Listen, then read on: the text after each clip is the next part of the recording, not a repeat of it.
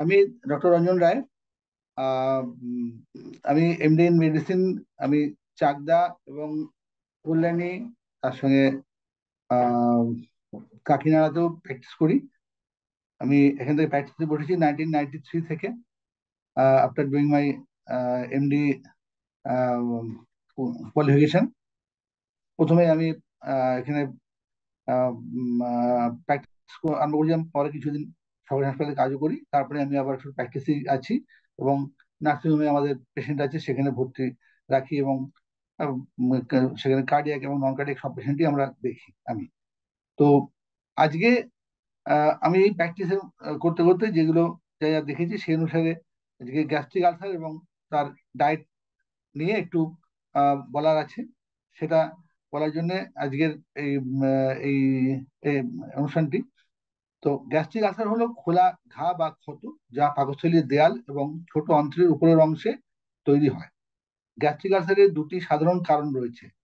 এগুলি আপনার পেটে ব্যাকটেরিয়ার কারণ হতে পারে, যাকে বলা হয় এইচ পাইলোরি বলে একটা ব্যাকটেরিয়া আছে, সেই এইচ পাইলোরি ব্যাকটেরিয়ার কারণে হতে পারে, অথবা কিছু ওষুধ, যেমন মানে মোস্টলি হচ্ছে ব্যথার ওষুধ, ব্যথানাশক ওষুধ বা অ্যাসপিরিন দীর্ঘ সময় ধরে ব্যবহারের কারণে হতে পারে। অন্যান্য কারণগুলির মধ্যে বেশি মশলার খাবার খাওয়া, মানসিক চাপ বৃদ্ধি হলে তাতেও হতে পারে, অথবা অ্যালকোহল আহ, অ্যালকোহল খেলেও হতে পারে। অন্যান্য আহ, যার কারণ হচ্ছে ধূমপানের অভ্যাস করেন, তবে এটি আলসার হওয়ার সম্ভাবনা বাড়িয়ে দিতে পারে এবং আপনার প্রাপ্ত চিকিৎসার কার্যকারিতা কমিয়ে দিতে পারে। গ্যাস্ট্রিক আলসারের কিছু লক্ষণের মধ্যে রয়েছে পেটে ব্যথা, অম্লতা, হার্টবার্ন বা বুক জ্বালা করা, আর বমির অনুভূতি। ক্ষুধা কমে যাওয়া বা আপস্থিক ওজন হ্রাস হওয়ার গ্যাস্ট্রিক আলসারের লক্ষণ। খাবারের ক্ষেত্রে ফাইবার সমৃদ্ধ ডায়েট আলসার হওয়ার ঝুঁকি কমাতে উপকারী। এতে ওটস, সবুজ পাতা জাতীয় সবজি এবং বার্লি জাতীয় সম্পূর্ণ শস্য অন্তর্ভুক্ত। আপেল, গাজর এবং কমলা জাতীয় ফল ও সবজি খাওয়া ফাইবারের মাত্রা বাড়াতে সাহায্য করবে। ভিটামিন এ একটি পুষ্টি, যা পাকস্থলীর আলসার হওয়ার বিরুদ্ধে রক্ষা করতে সহায়তা করে। গাজর, ব্রোকলি, মিষ্টি আলু এবং পালং শাক অতিরিক্ত পরিমাণ ভিটামিন এ থাকে। সুতরাং এই খাবারগুলো যদি খাওয়া হয় তাহলে এরা আমাদের গ্যাস্ট্রিক আলসার হিল করতে সাহায্য করে। দই বা দই জাতীয় অন্যান্য খাবারও আপনার পেট এবং পাচন স্বাস্থ্যের জন্য ভালো হতে পারে। ক্র্যানবেরি, ব্লুবেরি, লাল আঙুরের মতন বেরিতে কিছু পদার্থ থাকে যা পাকস্থলীর আলসার সৃষ্টি করে এবং এমন ব্যাকটেরিয়ার বিরুদ্ধে খুব ভালো সুরক্ষা প্রদান করে। সবুজ এবং কালো চায়ও এই পথগুলি রয়েছে। গ্যাস্ট্রিক আলসার হলে প্রথম এবং সবচেয়ে গুরুত্বপূর্ণ জিনিস হলো অ্যালকোহল এড়ানো।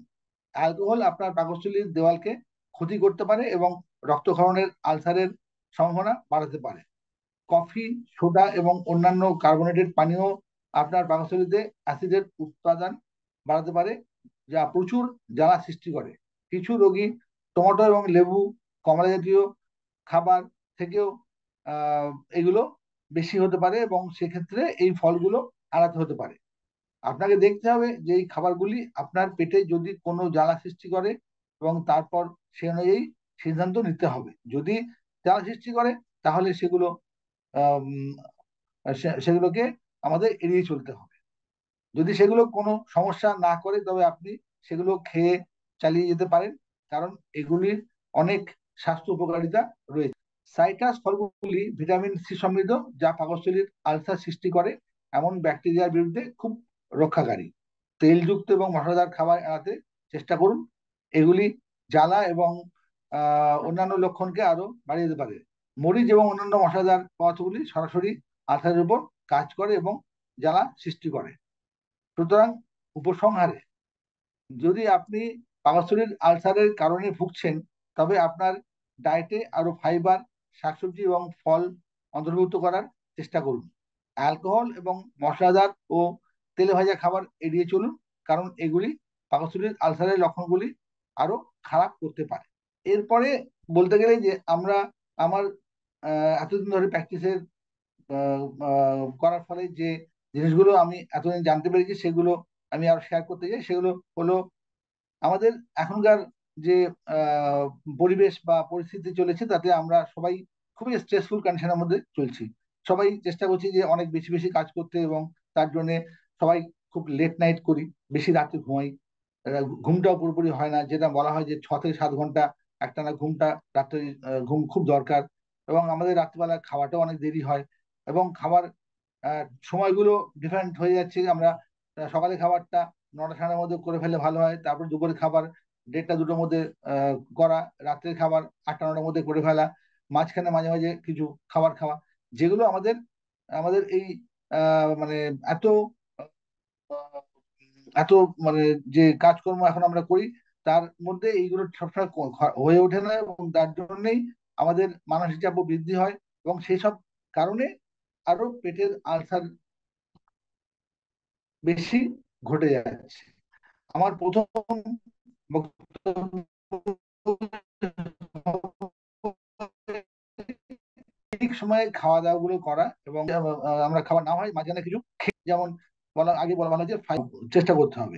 এবং এখনকার সময় কিন্তু আমরা চাইলে একটু এই যে ফল বা এগুলো বেশ কাজকর্মের মধ্যে মাঝে মাঝে খেয়ে ফেলতে পারি, তাহলে কিন্তু আমাদের পেটের আলসার যদি না হয়, সেটা খুব ভালোভাবে ও কাজ করে। আর যেটা জিনিস আমাদের সব থেকে বেশি আমাদের রাখতে হবে, যে অ্যালকোহল এবং স্মোকিং। স্মোকিং বা ধূমপান, ধূমপান যেমন আলসার করতে সাহায্য করে, আলসার ওষুধ খেলে ধূমপান চলাকালীন সেই আলসারকে হিল করতেও ও আটকায়। এবং আপনি যদি ওষুধ খান, তাহলে দেখা যায় যে ওষুধ দেখা গেছে যে আমরা যদি প্রোটন পাম্প ইনহিবিটর বা প্যান্টোপ্রাজল বা ওই ধরনের ওষুধ, বা হচ্ছে রাইপ্রাজল, এই ধরনের যে ওষুধগুলো আছে সেগুলো খাই। এখন নতুন একটা ওষুধ বেরিয়েছে, সেই ওষুধে ভোনোপ্রাইজন, সেই ওষুধ যদি খাওয়া হয়, তাহলে একটা আলসার হলে ম্যাক্সিমাম 3 মাসের মধ্যে সমস্ত আলসার ছেড়ে যাওয়ার কথা। কিন্তু যদি ধূমপান চলে বা অ্যালকোহল খাওয়া চলে, তাহলে কিন্তু সেই আলসার সারতে 6 মাস 1 বছর হতে পারে, এবং পুরোপুরি নাও সারতে পারে, এবং একটা ক্রনিক আলসারে পরিণত হতে পারে। সেই জন্য এখন মনে রাখতে হবে যে এখনকার সময়ে আমাদের যদি পেটে আলসার হয়, তাহলে এগুলো তো বন্ধ করতেই হবে, ধূমপান এবং অ্যালকোহল, এবং স্ট্রেসটাকেও যত যত পারা যায় আমাদেরকে কাটাতে হবে। এগুলো যদি আমরা মেনে চলতে পারি, তাহলে অবশ্যই আমাদের পেটের আলসার হিল করা হিল হবে, এবং আলসার যদি না হয় তাও আমরা করতে পারবো। আর একটা জিনিস, ডেলি কিছু ব্যায়াম করা। ডেলি ব্যায়াম করলেও কিন্তু শারীরিক একটা অনেক ভালো ভালো গুণ আছে। এবং প্রতিদিন যদি সপ্তাহে 5 দিন 40 মিনিট করে একটা ভালো একটা ওয়াক করা যায়, তার সঙ্গে কিছু ফ্রি হ্যান্ড এক্সারসাইজ করা যায়, তাতেও শরীরের অনেক ভালো ভালো চেঞ্জ আসে। তাতে শুধু আলসার নয়, ব্লাড প্রেশারও না হতে সাহায্য করে, সুগার যদি না হতে সাহায্য করে, এবং এই সবগুলো একসঙ্গে আমরা অ্যাভয়েড করতে পারি। সো আমার এতদিনের প্র্যাকটিসে আমি ম্যাক্সিমাম পেশেন্টকে এগুলোই বলি, যদি যেন তারা এখন তো ঘরে ঘরে সুগার প্রেশার এগুলো খুব কমন, আর তার সঙ্গে পেটে আলসার যদি যোগ হয়, তাহলে ওই ওষুধগুলোর এফেক্টও ঠিক হয় না, এবং আলসারও চিকিৎসা হতে আরো অনেক খরচ সাপেক্ষ হয়ে যায়। সেই জন্য যাতে গ্যাস্ট্রিক আলসার না হয়, আমরা কিছু আহ, জিনিস মেনে চললেই হতে পারে। সেগুলো এখন থেকে আমরা আমার মতামত হচ্ছে যে সবাই চেষ্টা করুন, যেগুলো আমি আগে বললাম সেগুলো মেনে চলতে।